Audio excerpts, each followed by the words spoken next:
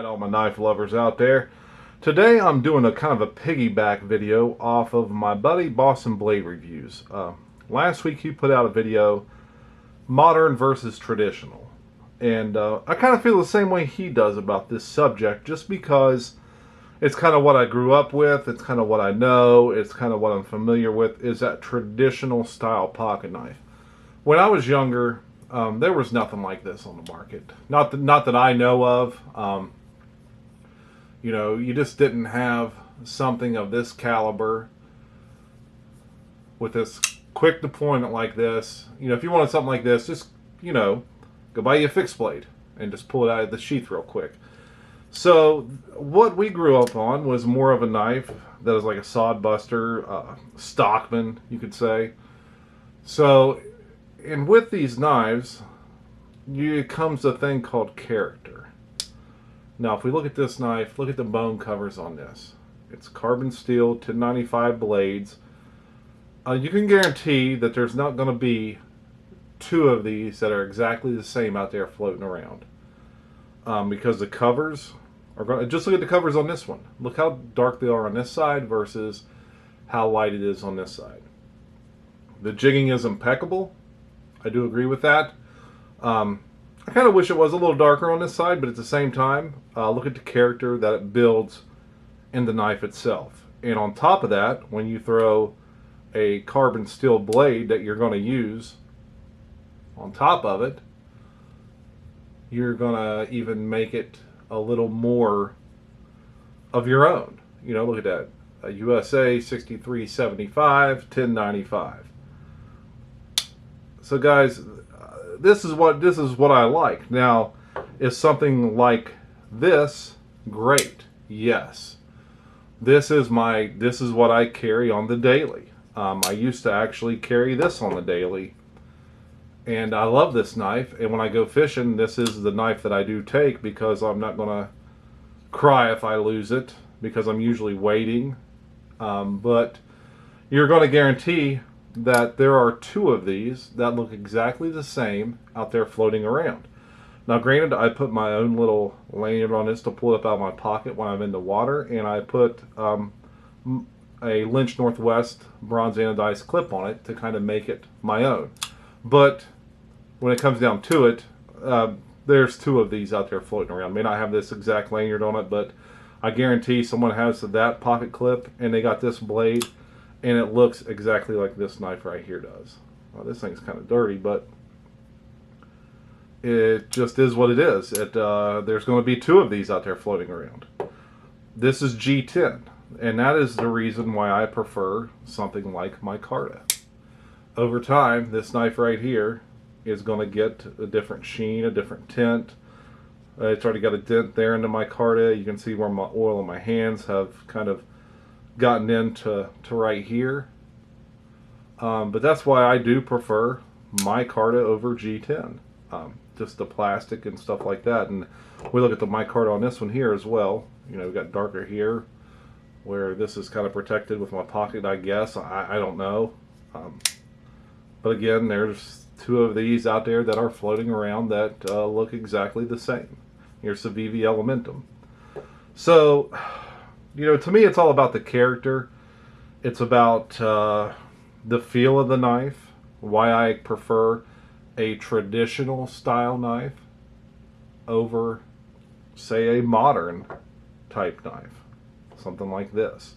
When you pick it up, you feel the grooves, you feel the stag, and you can think, man, that was on an animal at one time, and now it's in my hand. It's a tool that I use on the daily. This is the Bark River Ultralight Bushcrafter. Now granted, these knives are going to cost you a lot more, but the character you get from something like this is well going to exceed your expectations, even in wood. We look at the wood here on this. I consider this a traditional style pocket knife. This is a buck 112 with finger grooves. But look at we got the little character right here. And I think they even put in their paperwork that, hey, you're going to see some flaws in the wood. You're going to see some spots in the wood, because no two of these are the same. We got some different coloration right there, and that's why I prefer that style knife over a modern type knife. I do carry usually both at the same time, but just look at something like this. This knife's 100 years old. Well, it's a 20 through 40, so I mean, if it was made in 1940, it's worth 17 years old. You know, 83 is the oldest that this could be. It has half stops, but look at the bone on this thing. Look at the bone. Look at the coloration in that. We got a slight little pin crack there, but nothing big. Look at this side of it. This is an old green bone. This is an old green bone that I bought and I had to repair. And you know, this blade's been sharpened down quite a bit, but these are razor sharp. And listen to the action on this. Listen to this. Just listen. For something that old to still have action like that is phenomenal. We'll look at someone's. You know, everyone loves the Benchmade 940, right? This is one of the slickest knives that I own. Besides, I got aluminum, aircraft aluminum bug out. It's pretty slick, but this thing right here, this is great to use. Look, you can just do that and open it up. But yeah, this right here, it's a great knife. Nothing against this knife at all, but when it comes down to it, would I prefer having something like this for the same price? This knife right here, I think I got 210 in it tied up. This knife right here, I ain't gonna tell you what I paid for it. It was kind of close to that amount, but this right here is a sleeve board whittler. And look at the stag on this thing. You know, it's a split back whittler. You know, it's got 2 springs with the wedge in the middle. So we got the, you know, your main blade that rides on kind of both springs together. Look at that. Oh man. This is a knife right here, fellas. Look how big that thing is. And then of course it has a coping and a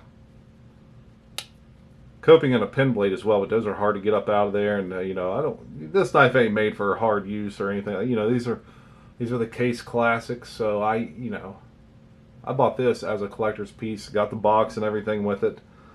So you look at the character in this as opposed to a character in something like this. You know, this is going to get the job done. It's going to get the job done fast. But how many people are going to stop and talk to you about this as opposed to stopping and talking to you about this? You know, just on the live last weekend, Warhol was like, "Hey Jerry, break out your sleeve board whittler," and I was like, "No problem, buddy." So we broke this out and we showed this on the live last week. So yeah, and here's another one. Look at this one. This is a Series 16 Shat & Morgan. This is the rail splitter in green bone. You know, this is just a impeccable knife as well. You got the Shat & Morgan 1 of 600. Nice tang stamp there. Queen Cutco, Titusville on your tang stamp there on that side. We'll look at this side as well. Oh yeah, just and here you go. There's your 04163 model number 2006. Just a great knife. Just a great knife. And there's not going to be 2 of these out there that kind of look the same. You're just not going to find it. And I have a, you know, I've got the Congress to match this as well. So just a great knife. So guys, again, what do you prefer? You prefer the traditional style knife versus, you know, a more modern like this right here? How many people have an Azula 2? How many of them look exactly the same? Quite a bit. You know, this one does have some teener on the micarta, but I mean, you're not going to find 2 of these that look the same out there. You're just not. And this isn't a modern versus traditional. You know, these are both fixed blades, but again, I think you kind of getting the point I'm making about the character, the style, the designs, and what you get out of just carrying a piece like this. You know, is it gonna create a conversation between you and another knife guy? Probably. So, yeah, guys. Hey, hop on the wagon. Tell us what you think about modern versus traditional blades. You know, a lot of people prefer just carrying something like this, and I usually carry a knife like this every day, but at the same time I usually carry something like this as well. Alright guys, hey, don't forget about Happy Hour live chat. It's going to be every Sunday now, 5:30 Eastern, 4:30 Central. Myself and Boston Blade Reviews host that, so be sure you head over there. We got plenty of giveaway items usually to get out for giveaways. So hey, like, subscribe, leave me a comment. I love talking to you guys in the chats. Alright, stay sharp and stay strong.